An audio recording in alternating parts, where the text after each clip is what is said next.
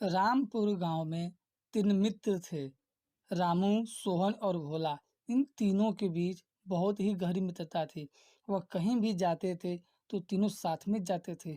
वह हमेशा गांव के बाहर एक जंगल में घूमने अक्सर जाया करते थे। वह तीनों वहां पर खूब मस्तियां करते और शाम होते ही अपने घर को वापस आ जाते थे। वह जब भी जंगल जाते थे और जिस रास्ते से जाते थे उस रास्ते पर एक पुराना बंगला था। वह बंगला जंगल के पास में ही था। रामू, सोहन और भोला शाम को जंगल से जब भी वापस आते थे तो रास्ते में बंगले से कुछ अजीबोगरीब आवाजें आती थी। उन आवाजों को सुन एक दिन रामू ने बोला, यार मैं देख रहा हूँ कि हम लोग जब भी इस रास्ते से आते हैं तो इस बंगले से डरावनी आवाजें निकलती है। आखिर इसके अंदर है क्या? तभी सोहन ने बोला, तुम सही कह रहे हो रामू। जब हम लोग सुबह में जाते हैं तो कोई भी आवाज सुनाई नहीं देती है, पर हम सब जब शाम को वापस आते हैं तभी ये आवाज सुनाई देती है। उन दोनों की बातें सुन भोला ने कहा, देखो, हम सब ये नहीं जानते कि ये आवाजें कैसी और किसकी है, और देर सामने रुकना खतरे से खाली नहीं है। चलो जल्दी यहाँ से हम सब चलते हैं। यह कहकर और वहां से तीनों चल दिए। अगले दिन जब वह तीनों मित्र फिर जंगल जाते समय रास्ते में सोहन ने रामू और भोला से कहा, आज जब हम लोग वापस होंगे तो बंगले के अंदर चलेंगे और देखेंगे कि वह जो आवाजें आती है वह कौन है जो ऐसी डरावनी आवाजें निकालता है। पर उन तीनों में भोला सच में भोला था। वह बहुत ही डरपोक था। सोहन की बात सुन भोला तुरंत कहा, देखो, हम यह नहीं जानते कि बंगले के अंदर क्या है। अगर हम गए और किसी मुसीबत में फंस गए तो लेने के देने पड़ सकते हैं। तभी रामू ने कहा, क्या यार, तुम कितना डरते हो? कुछ नहीं होगा। अगर हम सब साथ में रहेंगे तो कुछ भी नहीं होगा। पर भोला ने उन दोनों की एक न सुनी और उसने कहा, ना बाबा ना, मैं इस बंगले में नहीं जाने वाला। अगर तुम दोनों को जाना है तो जाओ, मैं चला घर। यह कहकर भोला ने आधे रास्ते से घर को वापस हो लिया। उन दोनों ने भोला को बहुत बुलाया, मत जाओ, पर भोला ने उन दोनों की एक न सुनी। वह अपने घर को चला गया।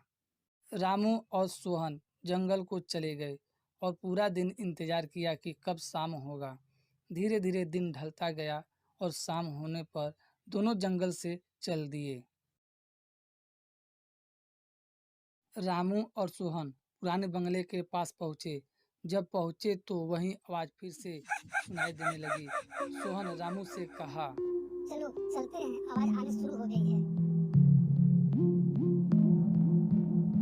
और वह दोनों जब बंगले के अंदर पहुंचे तो चारों तरफ सिर्फ आग और धुआं ही दिख रहा था।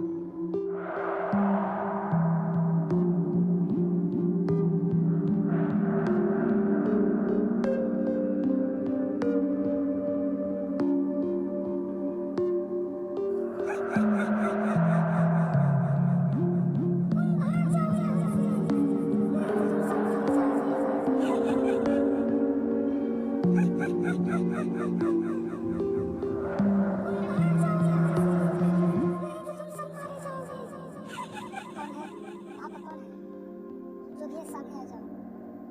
देखो, हम तुम्हारे डराने से नहीं डरने वाले। वहाँ पर कौन है? जल्दी आ जाओ।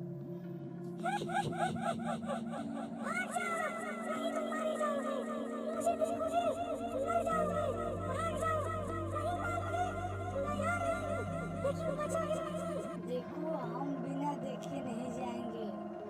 हम जानना चाहते हैं कि कौन हो तुम और क्यों ऐसी आवाजें निकालती हो, क्यों हमें डराती हो। बिना देखे हम नहीं जाएंगे।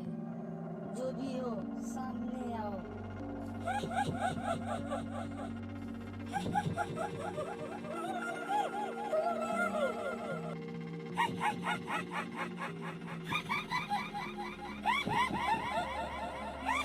रामू और सोहन जैसे उस चुड़ैल को देखा वह चिल्लाने लगे और भागने का प्रयास करते हैं, परंतु वहां से भाग नहीं पाते हैं और वहीं बेहोश होकर गिर जाते हैं और हमेशा हमेशा के लिए उस बंगले माई अमानत the channel. Please subscribe, share and like.